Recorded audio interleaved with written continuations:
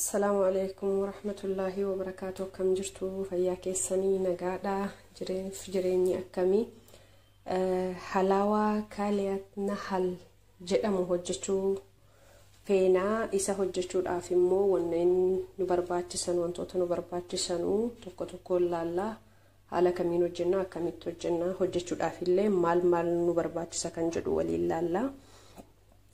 Isa hojjechuudhaaf tokkoffaa wantoota kanatu nu barbaachisa. Keeriin ni jira, killeen ni jira, zayitii, aannanii fi soogidda, sukkaara, piikin paawudar, daakuu nu barbaachisa jechuudha. Jarreen kana haala kamiin hojjenna kan jedhumoo waliin ilaallaa. Na hordofaa isiniin jedha.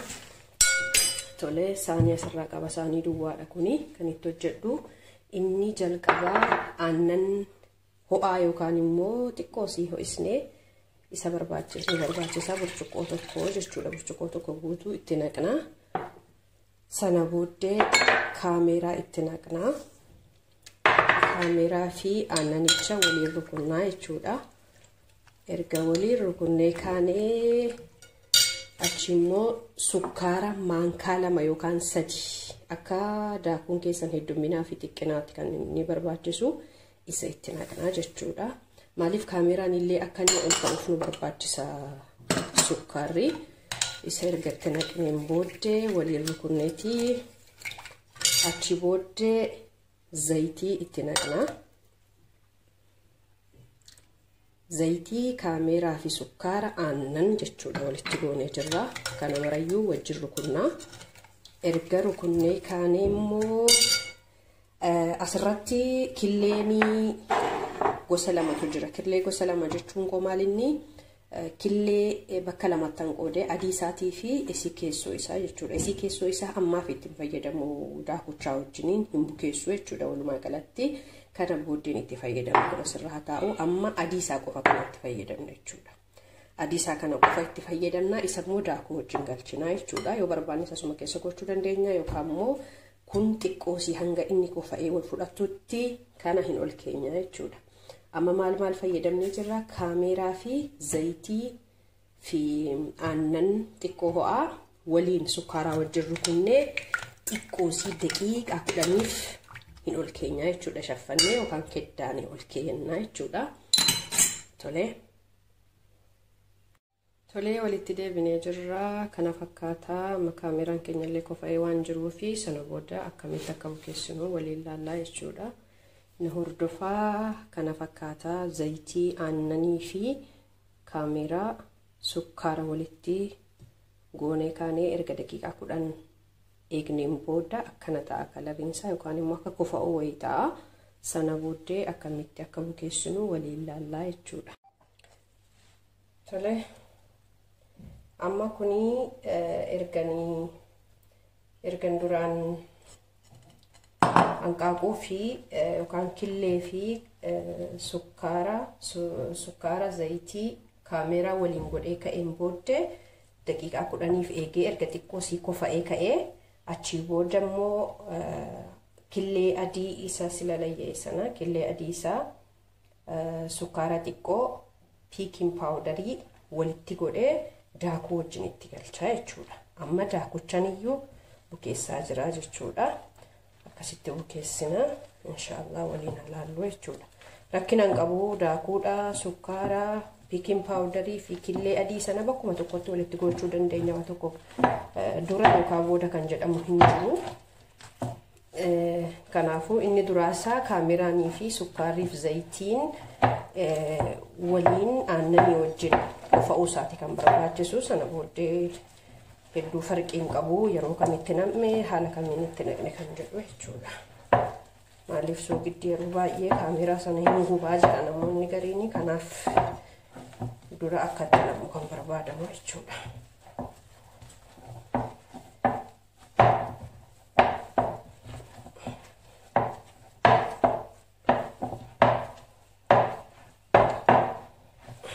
Argitanii akka kana ta'uu qaba. Baay'ee goggoguu hin qabu, baay'ee illee laafuu hin qabu jechuudha.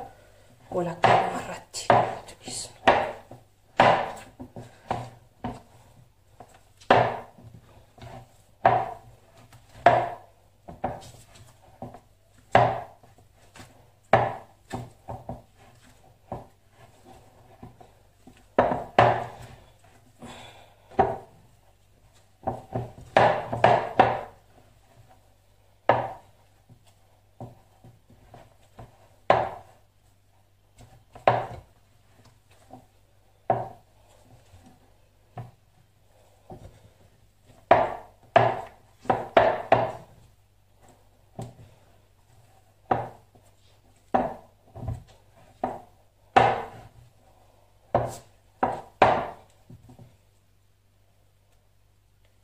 koo dhiqadheetan godhe maaliif harkaan goote akkan jedhee anna bichuu wanti naaf hin mijatu yookaan sissiina naaf waan hin kennineef kanan fayyadama.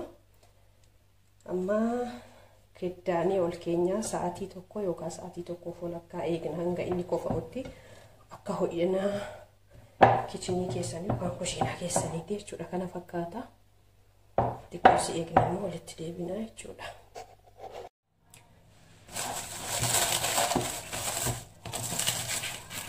Amma argitanii lixxiin keenya qofa'ee jira. Kana fakkaata qofa'ee jira jechuudha. Amma maaltu nurraa eegama? Qasinni baasneetiyye. Xiqqoo akka keenyatti kun kan hin qabne.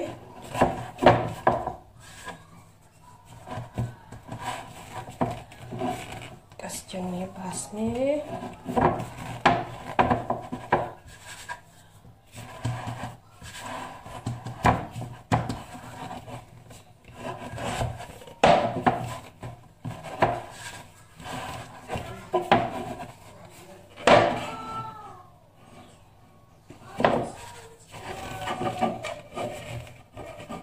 Saani kana wantan qayyareef waan bal'aa ta'eef akka barbaadetti akka inni qofatti barbaachaa fi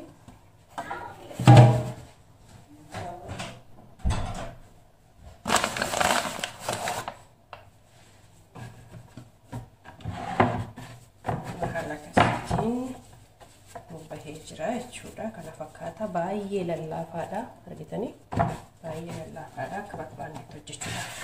Nuuf mijataa jechuudha. Amma kunooti keezicha yookaan immoo jubnaa sana kokkunnee akkanatti jira. Kana saanii irratti goonurree akkanatti qopheeffannee jirra. Yoo barbaadan kana keessa afuu yookaan immoo zubdaa yookaan zayitii keessatti dibuu ni dandeessanii jechuudha. Tole foornii darajaa 200 irratti bannaa irraaf jalatti jechuudha. Amma sissiyaaddee kukkutee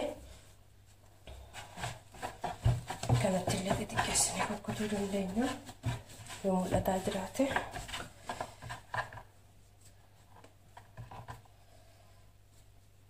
Kanatti kukkutnaa kibbii xiqqeessinee jechuudha.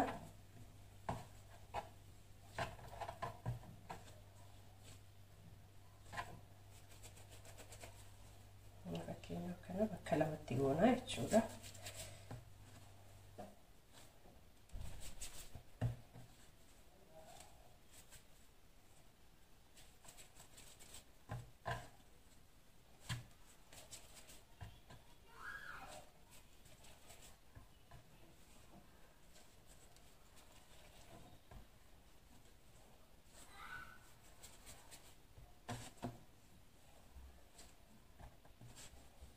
Yookaan gurguddatu ta'e sirraa qannasna dirqama kun hundi ukkulii ta'uu qabu yookaan qixxee ta'uu qabu jechuudha.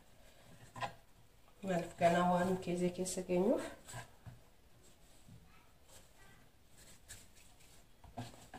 eegallu haafellee xiqqootu waan irraa rakkina qaba jechuudha. Argitanii akkanatti keessa keenya keezee sana booda akkanatti cufna jechuudha. Kun waan guddatu waan fakkaatuuf xiqqoo asii akkasitti irraa kunna akka cufnee kaanee haala kanaan akkana keenya jechuudha.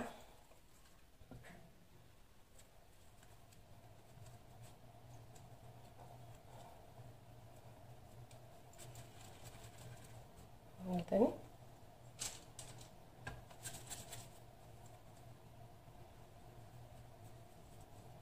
abbaan barbaade keezee isa daakamaallee isa kibbii sana soogidda mi'aawu sanallee bishaan keessa kaa'ee zafazzafee yoo bule soogiddi isaa waan baduuf isallee fayyadamuu danda'a. Dirqama keerii qofa miti. Kan barbaadan keezee gosa barbaadanii zaataraan wajjin gootanii waa biraallee itti maktanii yookaan immoo bagduuna sii kuzbaraatti murtanii akka feetamitti gochuu dandeessu jechuun akka barbaacha keessaniiti. Keezeen dirqama keerii qofa ta'uu hin qabu jechuudha. Kan hojjechuudhaaf Inshallah yoo wasfaan koo isinitti kan tolu ta'ee akkaataan itti hojjedhe yoo isiniin galle ta'e gaafachuu ni dandeessanii. Yoo jaallattan immoo viidiyoo kana YouTube irraan kaa'aa laayikii sheerii godhaatiin jajjabeessaa wantoota biraallee kan qabadhe isiniif dhufu jechuufanii baay'inaan warroonni biyya Arabaa jiraattan kana hin beektu jedhee yaada. kun baay'inaan biyyoota arabaa irratti kan hojjetamu.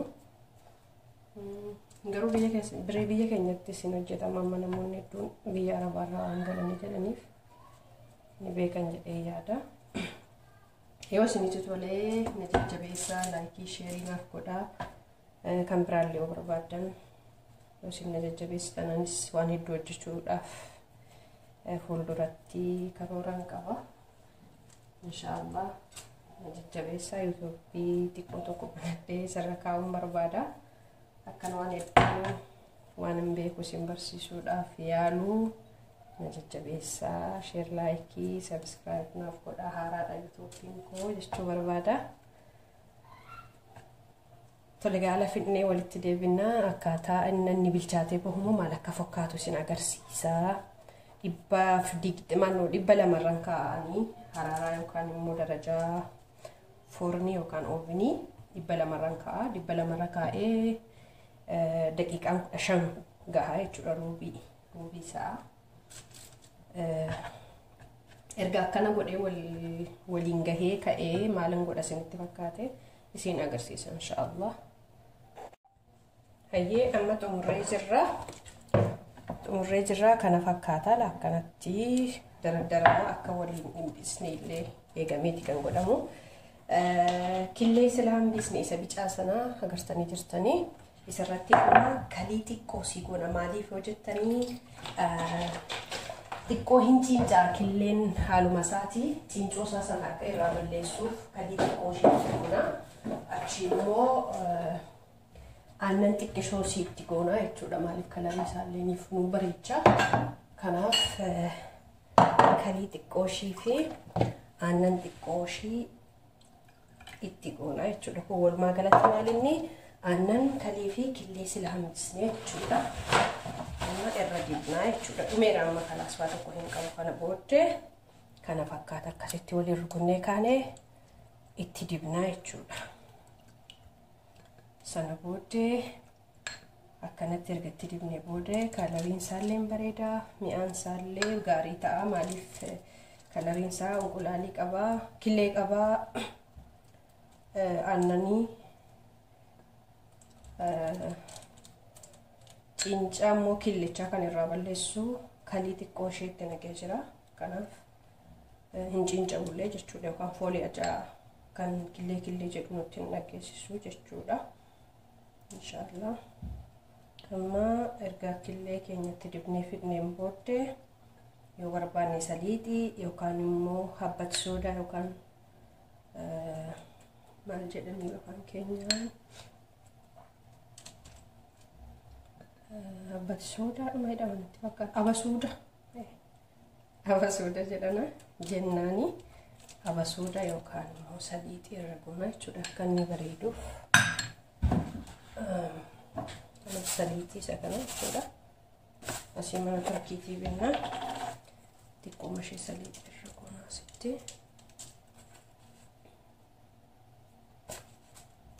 Manatti waan hin nyaatamuuf kuni qixxee abasuuda qixxee isa saliixiin itti godhaa jechuudha. Qixxee saliixii qixxee abasuuda. Sagaleen kun hedduu dhaga'amaa irratti fakkaatu maaliif xiqqoosii kaameeraa viidiyoo waraabee waan hin beekneef irra ilaalinaa nuuf kolchaa inshaallah. Heddumina yerootiin leebii gaarii ta'a yaadan qophii jedhe akkasitti. Abasuudaan isa kana nuti hin beektanii abasuuda namni wallaalee hin jiru waan ta'eef.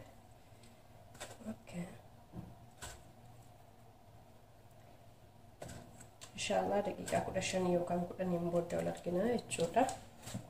Akkasitti fidnee jirra. Kana fakkaata. Kana fakkaata amma xumurree jirra. Amma walitti deebinee jirra. Egaa kana fakkaata.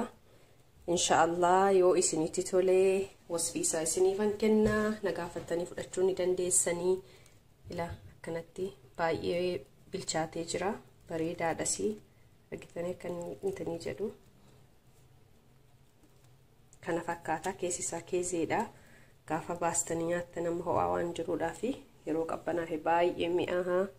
Bunaa wajjin, shaayii wajjin baay'ee nyaata bareedaadha qal'aaliidhallee keezeedhuma xiqqaadha kan inni of keessaa qabu wanti jabaansaa kanuma yoo hojiin koo isinitti tolees isin fedha keessanii wajjin wal simatee na deeggaraan isinii jedha deeggaraan keessan immoo subscribe na godhaa share na godhaa guruppii adda addaa irratti akkanaaf beekamu inshallah akka waan gaarii kana hojjedhuuf jechuudha nagaan naa turaa galatoomaa waan na daawwattaniif isiniin jedha nagaatti